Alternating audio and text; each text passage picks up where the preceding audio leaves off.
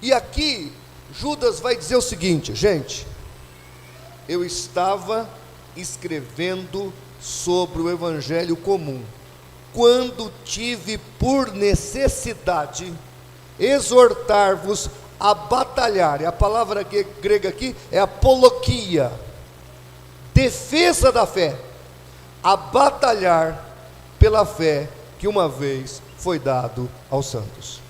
Então preste atenção, nós temos que pregar o evangelho comum, nós temos que pregar, mas junto com a pregação do evangelho comum, nós necessitamos fazer apologia, nós necessitamos defender o evangelho, nós necessitamos alertar as pessoas a respeito dos falsos profetas. Falta isso na igreja brasileira. Eu acho que aqui não falta, mas na igreja brasileira falta. Na nossa igreja, nós falamos de seita o tempo todo, nós pregamos, nós damos nome às coisas, e sempre tem um irmão que fica chateadinho: nossa, o pastor é um pouco sem muita ética, né? Não, querido, pode falar o que você quiser, aqui nós estamos para ser profetas de Deus, e profeta de Deus mata a cobra e mostra o pau, e a cobra morta. Exatamente, porque, irmãos, nós somos chamados diante de uma geração corrompida, nós estamos diante de uma geração, pastor Rinaldo Filho, que nós precisamos nos posicionar. Não é tempo de cochearmos entre dois pensamentos, ou nós somos isso, ou nós somos aquilo. Nós temos que tomar uma postura de dignidade de homens de Deus, e dar o nome das coisas o que elas são. Seita é seita, heresia é heresia, doutrina errada é doutrina errada, e a igreja de Jesus e os homens de Deus são chamados a falar a verdade. Na Bíblia, irmãos, não existe ninguém que pregou a palavra que foi uma pessoa como nós temos hoje. Essas pessoas que são chamadas para falar no programa tal, no programa Y, no programa Z, esses coaches da fé, que agrada a todo mundo, agrada o evangélico, agrada o espírita, agrada o católico. Ai que delícia, ele agrada a todo mundo, e ele faz evento, e dá 10 mil, 15 mil, 30 mil pessoas, e ainda pagam as pessoas para ir lá. Então, não, irmãos, os profetas de Deus eram mortos pelas pessoas, eles eram odiados. Isaías chegou a escrever: quem deu crédito à nossa pregação? Imagine um profeta, um exegeta do nível de Isaías, sem plateia, pregando ali para meia dúzia, e o pessoal ainda querendo matar ele. O Jeremias, depois da pregação, amarrava ele e jogava dentro do poço. Já pensou? O Isaías foi cerrado no meio depois. Olha que beleza. Então, amados, nós somos chamados a falarmos a verdade. Nós não somos chamados, né, pastor, para sermos carismáticos. Nós somos chamados para sermos bíblicos, custe o que custar, doa quem doer. Nós somos chamados a pregar o evangelho. E aqui Judas está dizendo: com a mesma veemência que eu prego a graça de Jesus, o evangelho comum, eu preciso defender e proteger o evangelho de Jesus. E a igreja deve fazer isso. Versículo 4: porque se introduziram que já antes estavam escritos para esse mesmo juízo. E aqui preste atenção, não é aquela bobeirinha do tá tudo predestinado, não. Cuidado com isso, viu? Pelo amor de Deus. O que Judas está dizendo é o que Jesus disse, Mateus 23, 24, 25, 26. Esse é o contexto.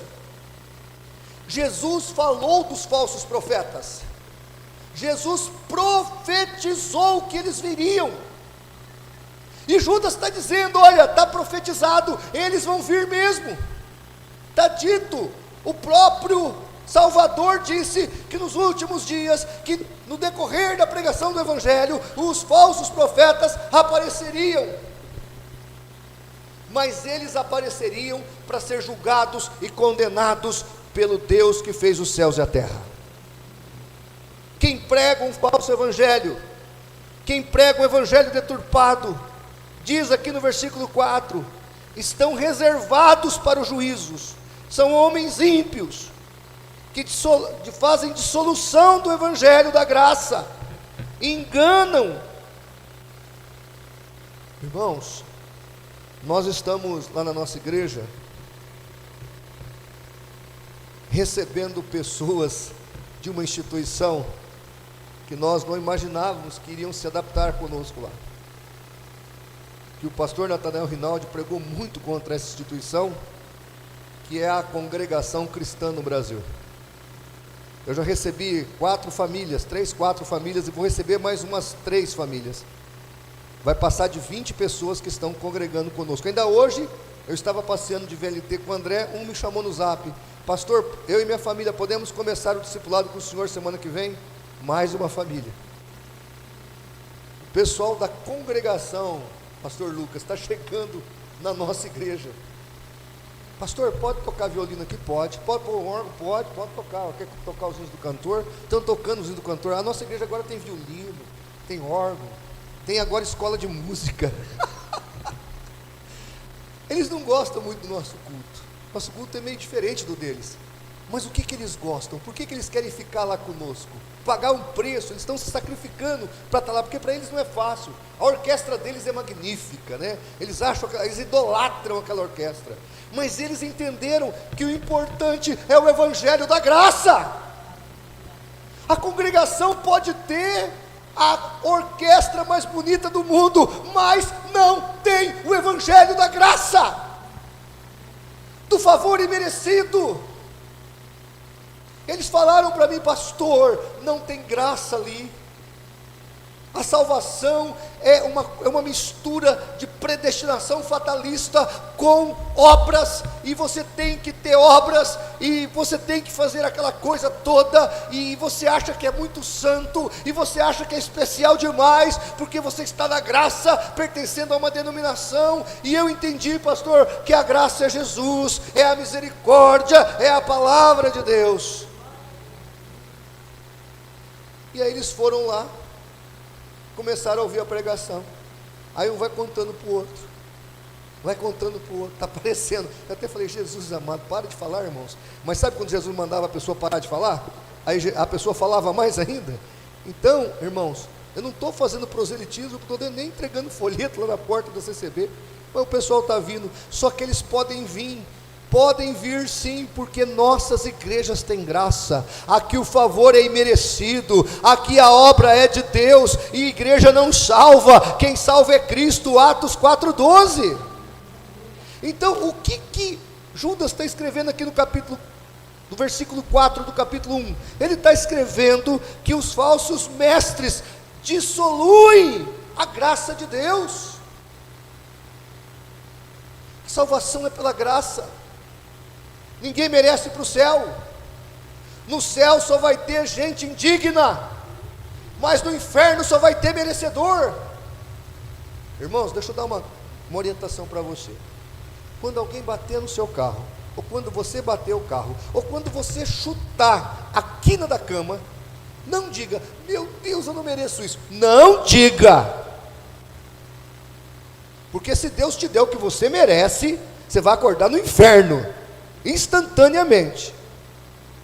Então você bateu o carro, fala, obrigado Jesus, eu não mereço, mas o Senhor me livrou desse acidente. Quando você bateu o dedinho, você fala, Jesus, eu mereço bater o dedinho mesmo, Pai, porque eu que deixei essa cama aqui de qualquer jeito, eu podia ter botado uma borrachinha aqui, eu podia, né? Então, irmãos, não reclame. Por isso que Paulo diz, em tudo dai.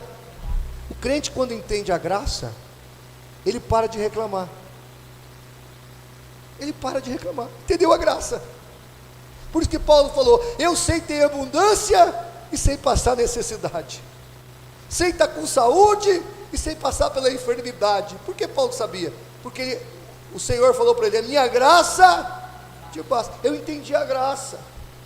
Tem gente, irmãos, presta atenção nisso, tem gente que vive a vida achando que todo mundo está devendo alguma coisa para ele. Já viu gente assim? Tenho gente assim na minha família. Ele acha que está todo mundo devendo para ele, que a vida é injusta, que as pessoas são injustas comigo, porque as pessoas não...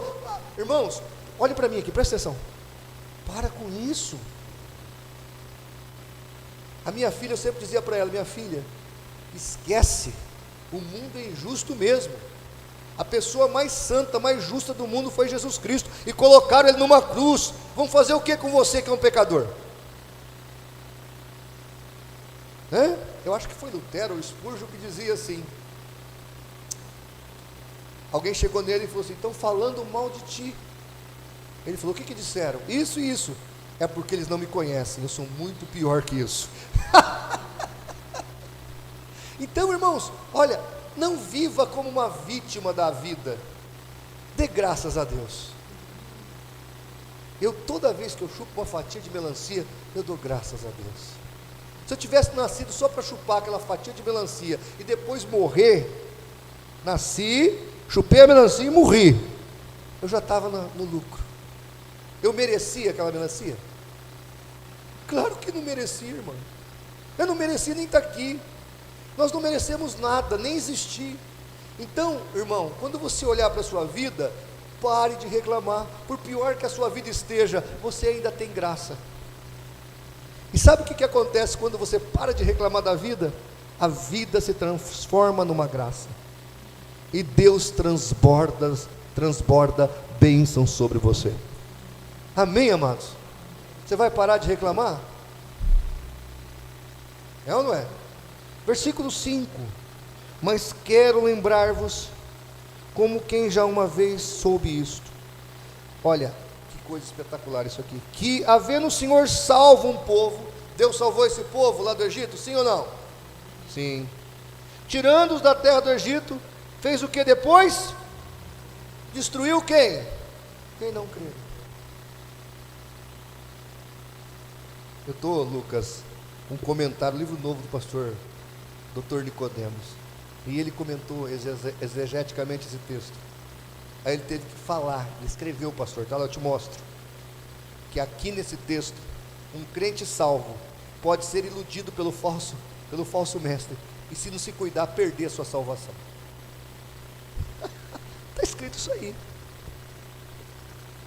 Judas está dizendo: olha, era para todo mundo ter sido salvo. Foi todo mundo salvo do Egito, não foi? O Egito não é uma espécie de perdição? A terra prometida não é uma espécie de céu? Não foi todo mundo salvo de lá? No meio do caminho, alguns pararam de... Tinha motivo para parar de crer? Ou o cara viu o mar vermelho abrir, irmãos, viu o morro fumegar, viu a codorna pular na panela, o maná descer do céu, a roupa crescer no corpo, aí o cara para de crer, quer ir para o inferno mesmo. Perdeu, irmãos, perderam a salvação. E aqui, irmãos, é um alerta. Judas está falando: gente, toma cuidado com a tua salvação. 2 Coríntios 6:1, Paulo diz assim: olha, cooperando, e a palavra é sinergeu, de sinergia, de relacionamento, cooperando com Ele na nossa salvação. Veja, quem morreu na cruz foi Cristo, quem pagou pelo nosso pecado foi Cristo, quem nos deu a graça foi Cristo. Mas depois de dada a graça, você precisa desenvolver a graça, zelar da graça, cuidar da graça, porque senão acontece aquilo que está em Gálatas 5:4. O que está escrito lá em Gálatas 5:4? Ó Gálatas, como caístes da graça, vocês que querem o quê? Se justificar pelas obras da lei. Quem escreveu isso? Paulo. Então, irmãos, cuida da tua salvação, zela da tua vida espiritual, regra, coloca princípios na tua vida, toma cuidado com isso. Precisamos zelar do que Deus nos deu. A serpente um dia falou para Adão e Eva: uma vez no jardim para sempre. certamente que você não vai morrer. Ó, está entendendo? Entendeu a mensagem? Uma vez no jardim, sempre no jardim. Você não vai perder o jardim. Foi Deus que te deu, o que Deus dá ninguém perde. E onde é que nós estamos aí? Nós estamos aqui, né? O Adão ficou no jardim, a Eva ficou no jardim. Então toma cuidado com o que Deus te deu. No capítulo 2 de Gênesis, Deus mandou Adão e Eva cuidar, e eles não cuidaram. Versículo 7, 6. E aos anjos que não guardaram o seu principado, mas deixaram a sua própria habitação, reservou a escuridão em prisões eternas até o juízo daquele grande dia. Os anjos estavam aonde? No céu. Estavam salvos? Estavam salvos no céu. Alguém perdido no céu? E o que aconteceu com eles? Perderam o céu? Perderam. 1/3 dos anjos se derribaram dos céus. Olha a analogia que ele está usando. Falou dos judeus, falou dos anjos. Continuando aqui é o texto bíblico, ó, versículo 7. Assim como Sodoma e Gomorra, havendo se corrompido, indo após outra carne. E aqui ele está falando dos falsos mestres, não está falando dos anjos não. O versículo 7 não tem nada a ver com o 6. O 6 é um caso, o 7 é 8, o 7 é outro caso, e o 8 é outro caso. São 3 casos diferentes. Esses 3 casos diferentes, ó, os anjos, Sodoma e Gomorra, tá? E os judeus. Esses 3 casos é para se referir a quem? Aos falsos mestres, aos falsos apóstolos, aos falsos profetas. É isso que ele está falando. Os anjos estavam lá nos céus, perderam. Sodoma e Gomorra. Irmãos, presta atenção aqui em Sodoma e Gomorra. Olhem para mim, presta atenção. Isso é muito interessante. Quem que acabou se dando mal lá em Sodoma e Gomorra? Ló. E que virou a mulher dele? E as filhas, meu Deus, as filhas é pior que a mãe. Que família amaldiçoada tinha Ló. Olhem para mim. Uma vez o tio chegou nele. Quem que era o tio de Ló? Abraão. Meu filho, nossos obreiros aqui estão discutindo. Nossos serviçais. Nós temos muita cria, muito gado, está misturando o gado, as ovelhas. Escolhe um lado. O lado que você escolher, eu vou para o outro. Porque Abraão tinha em Ló um filho. Amava Ló como um filho. Ló não entendeu uma coisa. Ló achou que ele podia prosperar por si mesmo. Ele se esqueceu de uma coisa: a bênção estava com Abraão. A bênção estava com Abraão. Era um homem de Deus. Ele achou que a bênção estava com ele. Já viu o caso assim? O cara acha que a bênção é com ele. Chegou na igreja humilde, agora ele acha que é o dono da bênção. O dono da bênção é um homem de Deus. Era o Abraão. De ver ele falar: não, tio, faz o seguinte, já que os nossos empregados estão brigando, a partir de hoje, tio, todo o meu gado e todos os meus empregados são seus. Ele tinha ganhado muito mais ou não tinha? Tinha. Perdeu tudo. Cuidado para não perder, olha aí, a bênção de Deus. E quase morreu em Sodoma e Gomorra. Olha que tragédia. E aquele povo perdeu a bênção, porque Ló estava lá. Com certeza Ló tentou pregar o evangelho para eles, mas eles aceitaram? Não. Colheram a perdição. E terminando, versículo 8. Contudo, estes semelhantemente adormecidos contaminaram a sua carne, rejeitando a dominação, e vituperaram as dignidades.